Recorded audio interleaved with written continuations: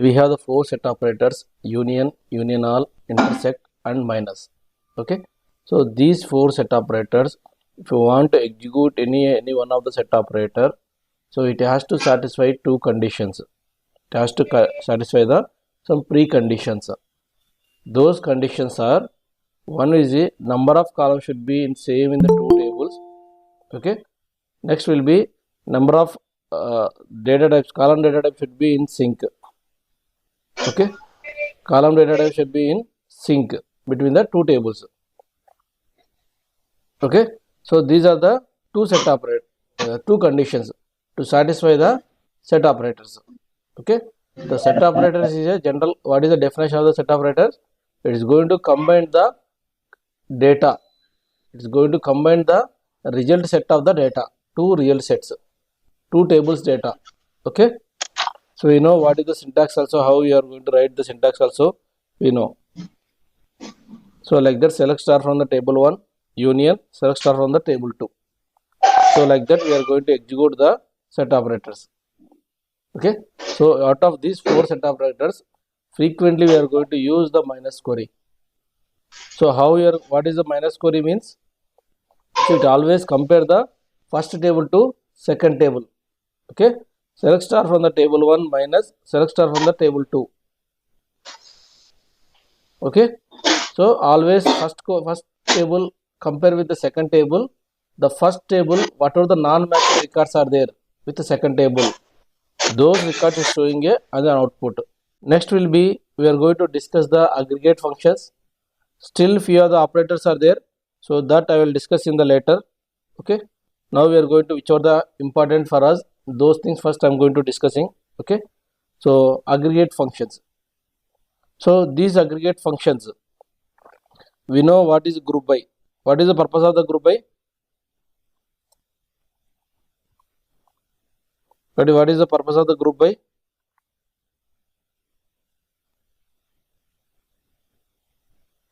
Group by class, it will group the results. Yeah, if we have two or more columns, more data is there in a single column, after we are grouping, so it's going to represent a only single row card. Means we are grouping the categorizing of, based on the category, we are grouping the data. Okay, that is the aggregate group by. So to use the aggregate group by, we have to use some functions, then only we have to use that group by. Otherwise we can't able to use the group by function. Based on the aggregate functions only, we are going to use the group by class. So what are those aggregate functions means?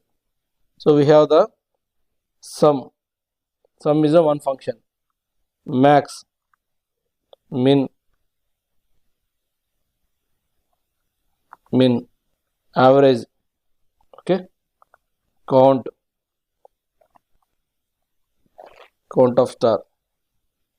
Okay, so these are the different aggregate functions we are going to use frequently in our real time. So whenever we use this any one of the function, we have to use the group by class. Whenever we use the aggregate functions in a select statement, that time we have to use the group by class. Okay, you have to use the group by class. We'll see what is the sum, what is the max, what is the min, we can able to see. So what is the sum is, guys? So we are able to sum the whatever the records are there, whatever the amount is there, or whatever the salary is there, or something quantity is there. So that those things we are going to able to sum. Okay, we are able to sum. For example, so here I have the select star from EMP. Select star from the EMP. Okay, I have the select star from the EMP. So here I have the department wise, so many employees are there. Okay, so each employee is fall under the some department or is doing some job, whether sales job or manager job or clerk job, anything. So I want to know each department wise how many employees are there, what is the total department salary, what is the total department salary. Okay, so the group by I can't apply on the unique columns. because of the unique column means only one column. If you apply the group by, it will give the same value. For example, I am going to show you. Select EMP number, comma, sum of salary from EMP group by EMP number. If you write like this, okay, select EMP number, sum of salary from EMP.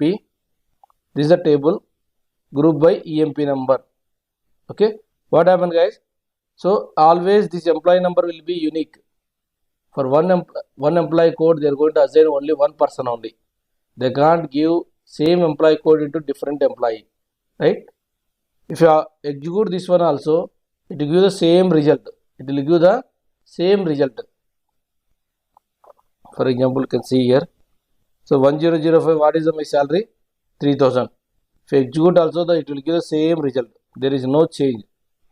1005, 3000. Because of these employee codes are the unique. These employee codes are the unique values. So we can't apply on half of the unique. If you apply also, it will give the same result. Okay. If you apply also, it will give the same result. Grouping, we can't able to group the unique values. Okay. So that is the reason I am going to apply the same thing in the department wise.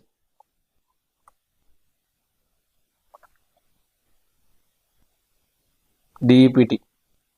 So in the department wise, I am going to apply the sum of salary means, you can see the 10th department. So total salary will be, overall salary will be 8,750. You can able to calculate here.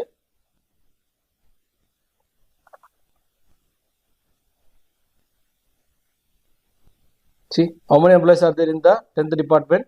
The 3 employees are there. You can see here 3 employees are there. Okay, under the 10th department we have the 3 employees are there. So we are grouping these all the 3 employees salaries here by using the sum function. Okay, so now what is the salary here? 5,000, 6,000, 2, say 8,000, 8,750. Okay, you got the 8,750. Yeah, 8,750 you got. So like that we are going to use the aggregate functions. So like that we have the aggregate function sum, max, min, count and count of star or average. Okay, these all are the different aggregate functions we are going to use in the real time. For example, so in the department, so what is the maximum salary under the 10th department? My total salary will be 8,750. Okay, my total salary will be 8,750. Okay, but my what is under this department, who is getting the highest salary, who is getting the lowest salary, what is the highest salary, what is the lowest salary under the each department wise I want to know. So for that we have to use the max of salary,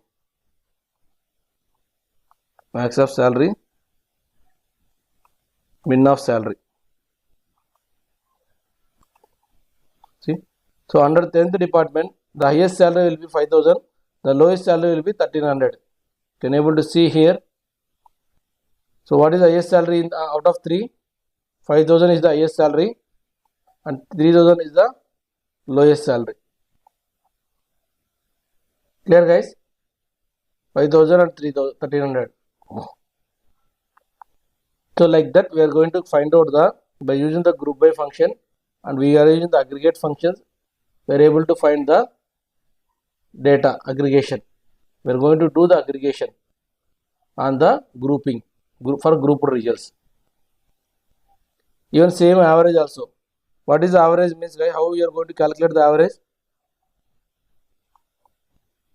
Tell me, guys. What is the functionality of the average? How it will work? To average the total salary divided by Yeah. See how many records are there course. here? 3 records. Total 3 records and total sum by total 3 records. Like that it is going to calculate the average. Now 8,750 by 3. 8750 by 3. What is my answer? 8750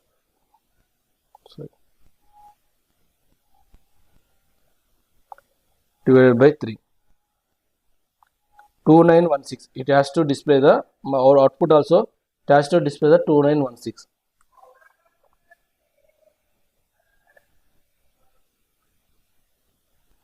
Sorry. So, yeah. See 10th department. For 10th department, what is showing? 2916. So like that, each department they are going to number of what is the total salary by how many employees are there. So like that, they are going to calculate their average salary. For 10th department, we calculated 2916 manually. So same thing it has displayed in the while doing the average of the function. Okay. Next will be, so one more important in the intro point of view also. So what is the difference between the count and count star? Okay. So here how many employees are there in the department? I am going to calculate here. Count star. I use the count star. See what happened. See. DPT number. Each department way. So how many employees are there? 10th department 3 employees are there. And the 40 department only 1 employee is there. And 25 employees. 30, 66 employees are there. So like that I am going to calculate the department wise. What are the employees are there under the, if you use the count of employee number column, count of column. If you use like this also, it will give the same result. There is no change here. Okay. But one difference is there. Okay. I am going to tell you the difference. So if you use the count star from employee, select count star from employee. Now what will give the result, guys? What it will give the result? So it will give the result, the entire table, what are the records are there. Here how many records are there? 15 records are there. So the entire table, how many records are there? That record count showing, it going to show here. While doing the select count star from EMP, it's going to display the whole table count, record count. Okay. You can see here. Okay. But, so I am going to give the count of column also, count of EMP number. I am going to give count of EMP number. Okay. So now also it's going to give the, first it will count star means entire table, what is the record count. That record is going to calculate. Next I am going to give the count of EMP number, means this particular employee number, what is the count. Okay. What is the count of these employee numbers. So that result is going to give. Okay. You can see here both are showing 15, 15.